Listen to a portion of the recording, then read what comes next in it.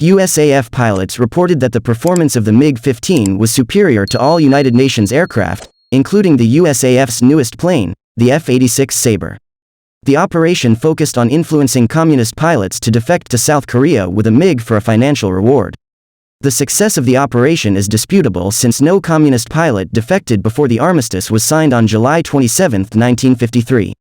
USAF pilots reported hearing Russian spoken over the radio communications channels used by the MiG-15s.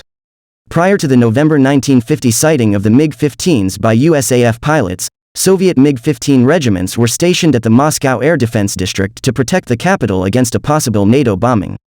Some UN prisoners of war reported talking to Soviet pilots while in captivity in North Korea.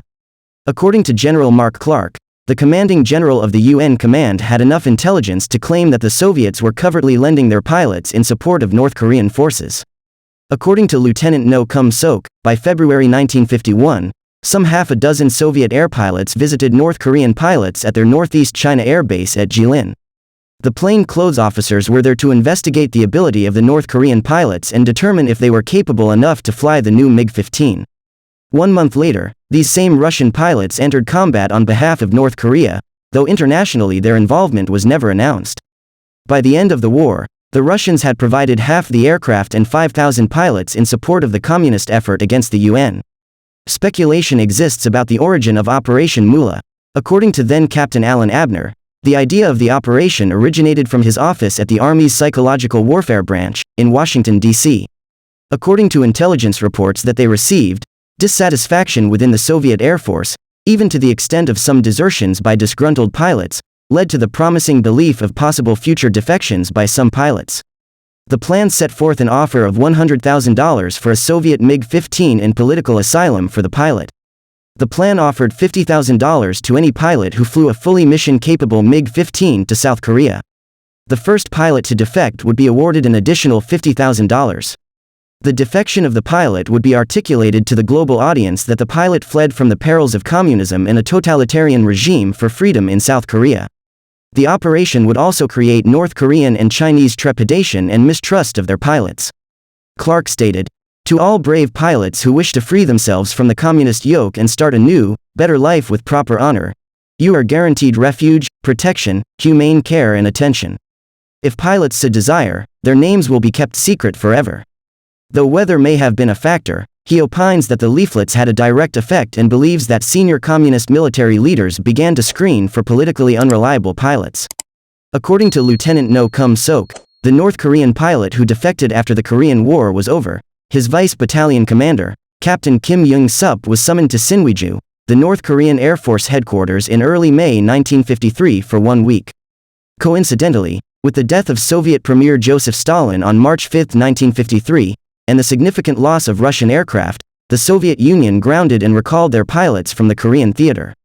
Russian pilots were taught Mandarin in order to deceive UN pilots. USAF pilots noted after the 27th, they had not heard any Russian chatter on the intercoms of MiG-15s from the Soviet Union's honchos pilots. USAF pilots noticed that communist pilots who observed USAF aircraft flying near their airspace prior to any engagement, bailed from their aircraft to ensure their personal survival. General Clark received reports of the poor quality of communist pilots after the leaflet drops of Operation Moolah, their worst piloting of the war.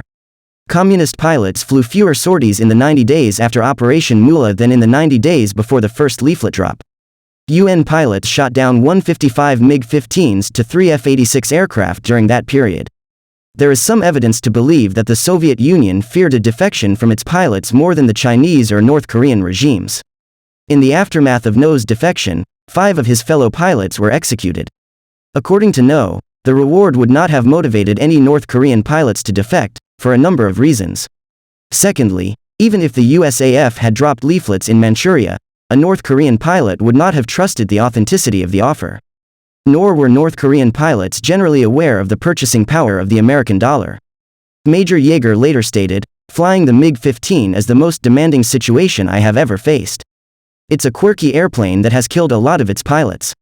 Major Yeager said, "The pilot with the most experience will whip your ass no matter what you're flying." The Kuomintang, Chinese nationalists, dropped leaflets over mainland China, offering 28 to 113 kilograms of gold to communist Chinese pilots who defected to Taiwan. The more modern the aircraft, the more gold the defecting pilot would receive.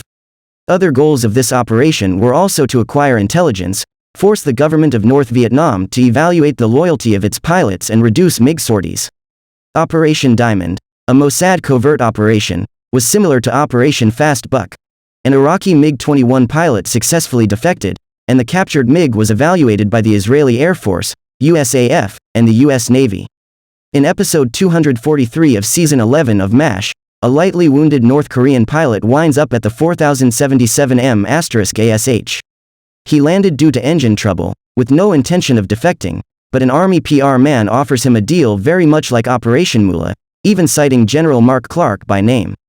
In the 1983 film Under Fire, fictional characters portrayed by Nick Nolte and Ed Harris discuss a leaflet drop in Africa offering a new home and swimming pool to any opposition pilot who defects.